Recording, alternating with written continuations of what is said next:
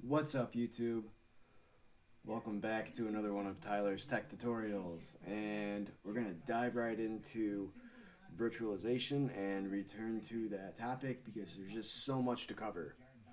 So, I have a Windows 10 virtual machine before us, alright, and this VM is running on a Windows 10 laptop.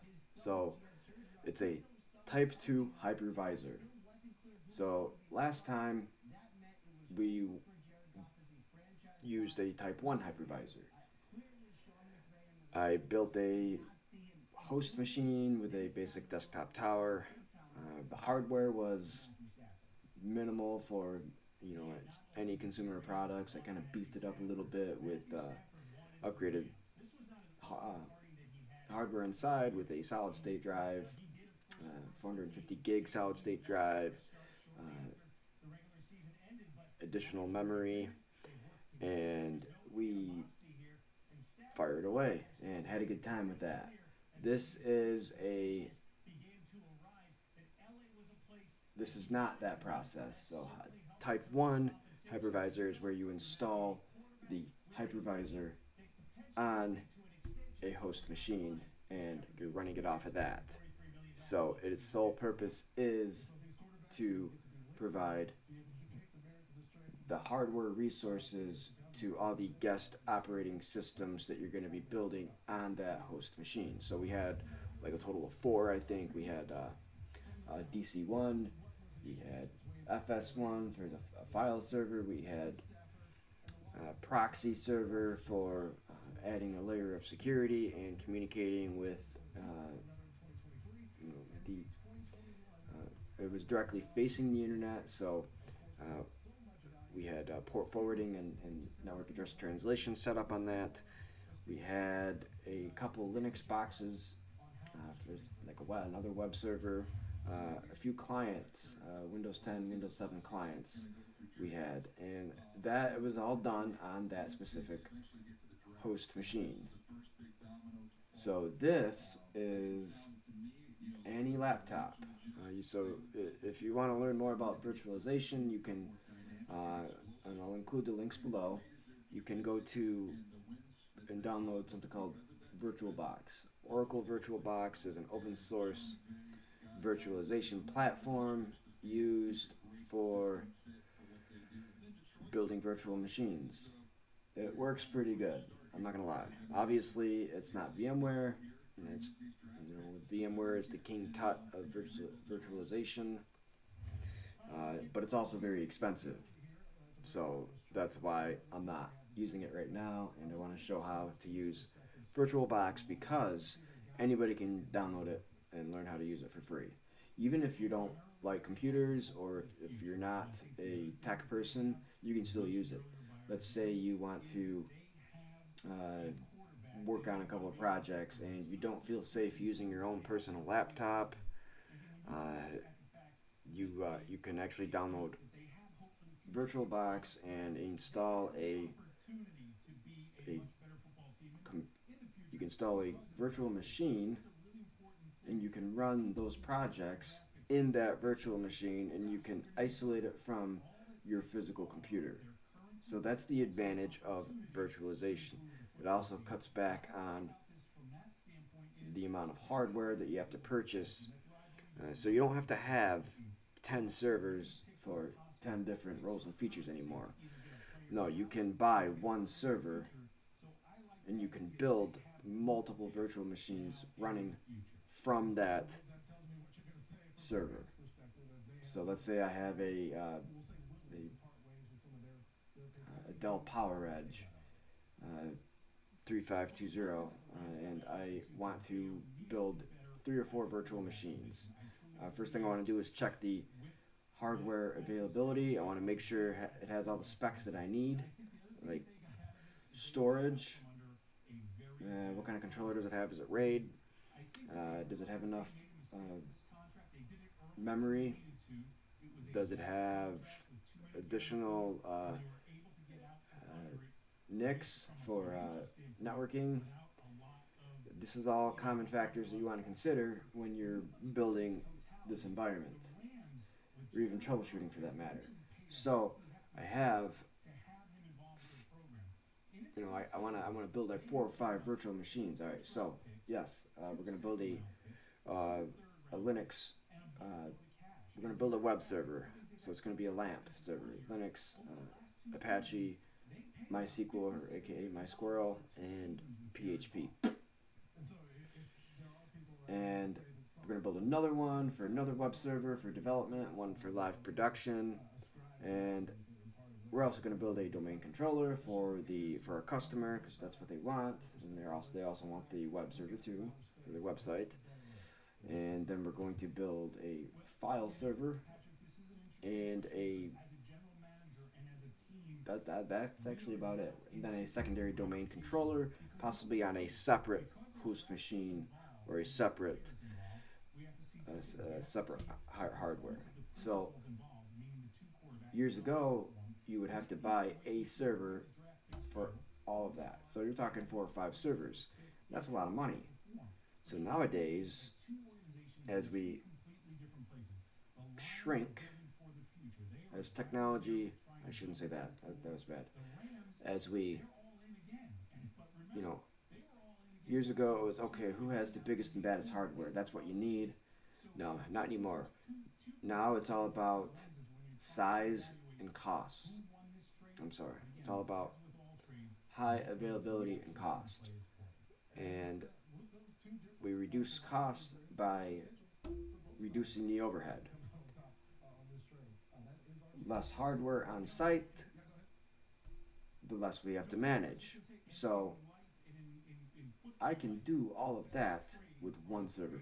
That's the advantage of virtualization. So let's get back to the point. This is also for a mic test. So last video, I had a couple of videos, the quality and sound was horrible. So I want to make sure that viewers are getting the experience they deserve. So here's my Windows 10 VM. Alright, where is it? Alright, let's fire up command prompt here. And I'm going to run as administrator because I have admin access for this lab demonstration. And I'm going to type ipconfig, and there it is. That's the IP address. Very good. And that looks like the default gateway. That is the router. So, let's say I'm a consultant. I'm hired to come in and fix a bunch of problems on the network. So I want to fire up a web browser from this device. This is what they assigned me. So, oh, look at that. Okay, so it's already there. That's because I logged into it before. Yes. So this is the router. It's a virtual network appliance that I set up, and it's running DHCP and DNS. So as devices are connected to this default gateway, it automatically gets assigned an IP address and subnet mask. So I have a couple devices on it now, and we want to get into that machine. Alright, now I'm actually logged into it below, but I don't want to, no, I want to log into it from this machine. So I'm going to fire up remote desktop, and I actually already have it saved, so I'm going to go to edit, and there it is, and I'm going to connect, and I'm going to enter the username.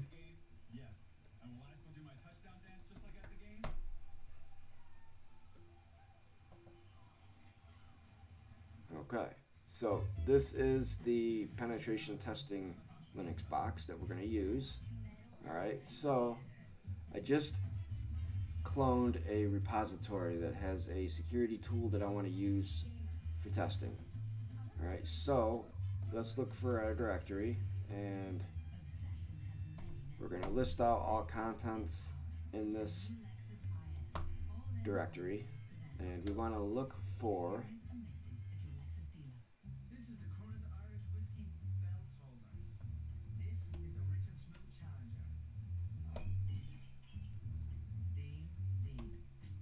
go to evil limiter,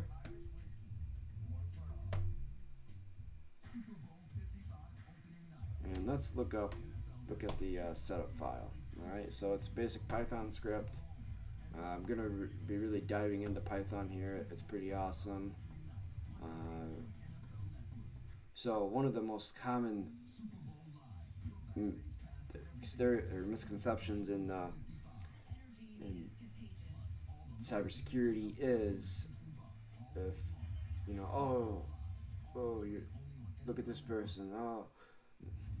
A lot of the tools used to exploit systems are have been built by other security professionals, whether they're good or bad.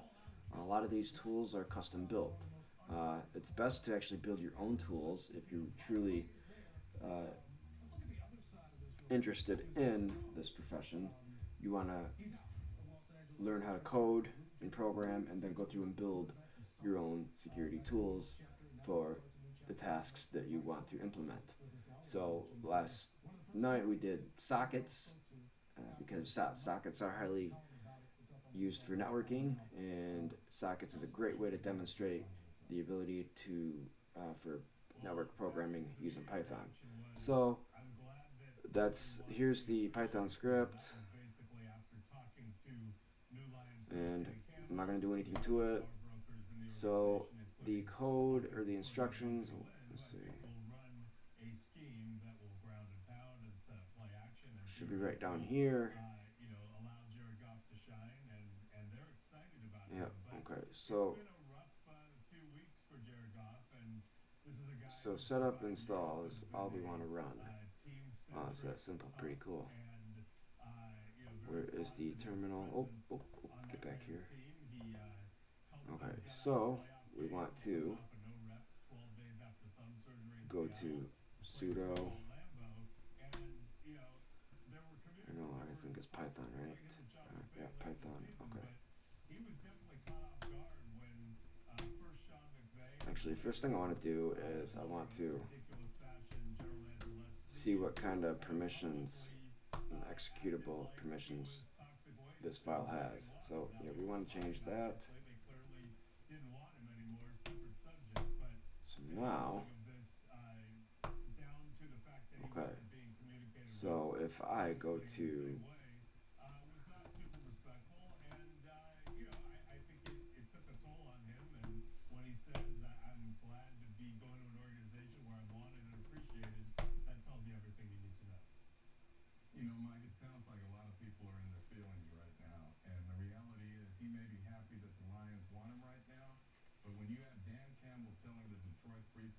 and it is going to install this tool using that script. So let's look at the contents real quick. Oops, I don't want to do that.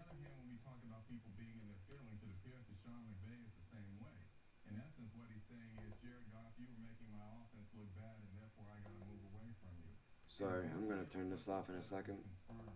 Alright, so we want to go to evil limiter. Yep, very good.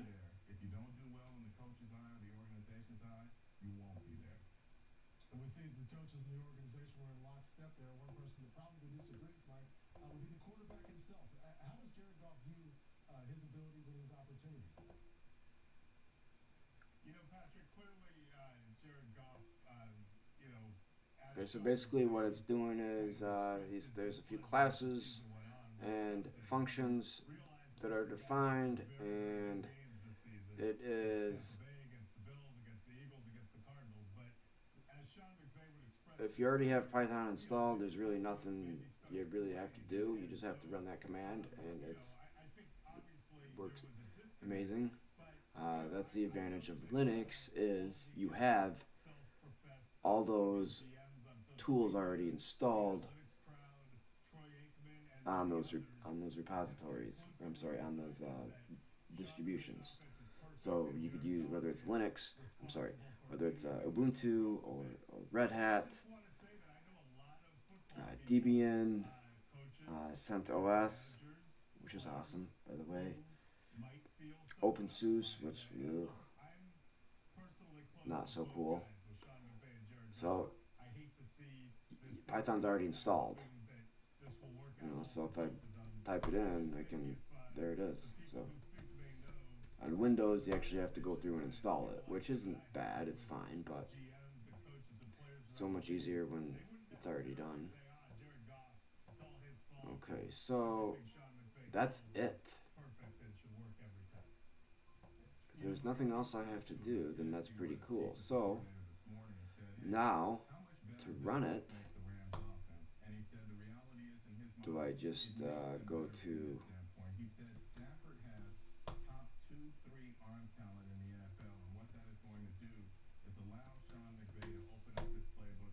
Alright, so I want to go to binary directory, and there is a script in there called evil limiter. That's actually going to be a shell script, bash, born again shell. So I'm going to, once I execute this script, that opens up the tool, or that runs the tool, and we can plug and play. I'm sorry, this is not a shell script. This is just another Python script.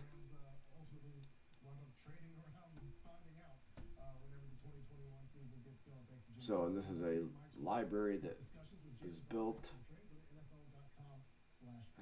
evil limiter, by this specific programmer. Very pretty awesome.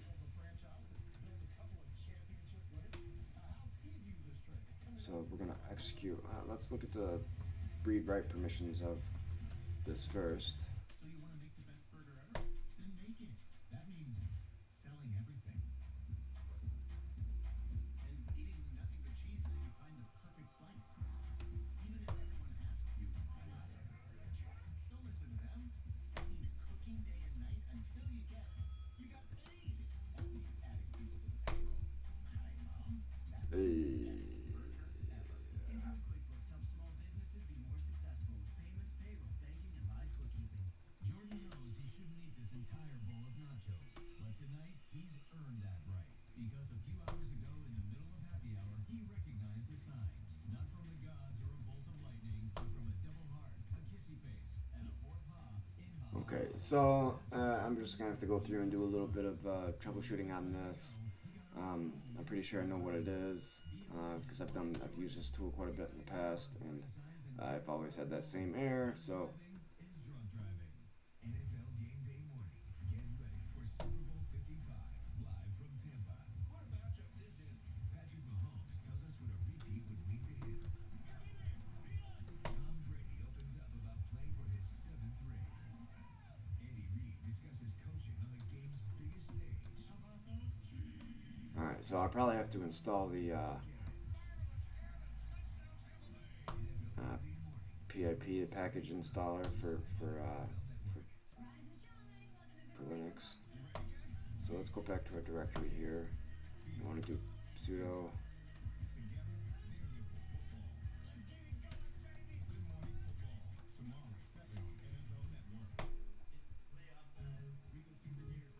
That's going to take a few minutes because there's a bunch of stuff to install. So hopefully this video came out okay, quality wise, and yeah, so we're getting into the cool stuff now, so a lot to look forward to.